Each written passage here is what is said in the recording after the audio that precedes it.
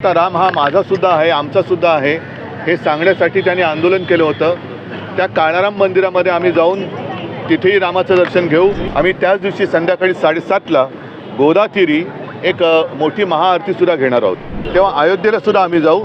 पण आत्ता मानपान याचा कोणी एक विचार न करता एक आनंदाचा क्षण आहे, तो सगळ्यांनी साजरा करायला पाहिजे. आज 6 जानेवारी म्हणजे महाचा जन्मदिवस असतो आणि त्या निमित्ताने दरवर्षी महाला अभिवादन करायला आम्ही इथे येत असतो. तसंच आज अभिवादन केलेलं आहे. आज 6 जानेवारी आहे आणि नंतर 23 जानेवारी हा माननीय हिंदू हृदय सम्राट शिवसेना प्रमुख बाळासाहेब ठाकरे यांचा जन्मदिवस. यावर्षी 23 जानेवारीला शिवसेनेचं शिबिर हे नाशिकला होणार आहे आणि त्याच संध्याकाळी 23 जानेवारीला अनंत कान्हेरे मैदान गोल्फ क्लब इथे शिवसेनेची जाहीर सभासुद्धा आम्ही घेणार आहोत. एक आनंदाची गोष्ट अशी आहे की 22 जानेवारीला इतके वर्ष ज्याच्यासाठी संघर्ष करावा लागला होता आणि जवळपास 25-30 वर्षांनंतर न्यायालयाने राम मंदिराच्या बाजूने निकाल दिला.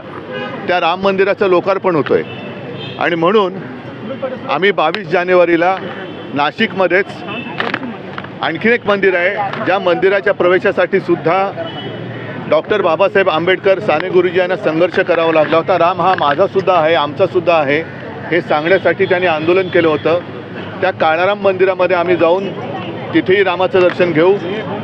साधारणतः 6:30च्या सुमारास संध्याकाळी 22 जानेवारीला आम्ही काळाराम मंदिरात जाऊ आणि नंतर एक 7:30च्या सुमारास आपल्याला सर्वांना कल्पना आहे की प्रभू रामचंद्र हे पंचवटीला सुद्धा काही काळ वास्तव्यास होते. त्यांच्या त्या वास्तव्याने पुरीत झालेला तो सगळा परिसर आहे आणि हे पावित्र्य लक्षात घेऊन आम्ही त्याच दिवशी संध्याकाळी 7:30ला गोदातीरी एक मोठी महाआरतीसुद्धा घेणार आहोत. आपल्याला या निमित्ताने मी हे सांगतोय कारण 22 जानेवारीला कोण कोण जाणार, कोणाला आमंत्रण येणार, कोण जाणार कोण येणार याच्यात मला अजिबात हे नाही, कारण हा अभिमानाचा, अस्मितेचा आणि आनंदाचा क्षण आहे. माझी एकच विनंती मी काही दिवसापूर्वी पण केली होती की राम मंदिराचं लोकार्पण हा कार्यक्रम हा पूर्णपणे धार्मिक आणि अस्मितेचा असावा, त्याला राजकीय रंग येऊ नये.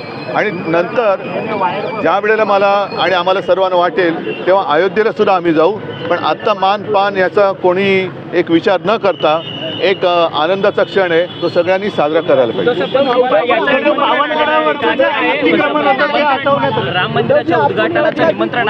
मी आत्ता बोललो त्याच्यामध्ये सगळे खुलासे आले.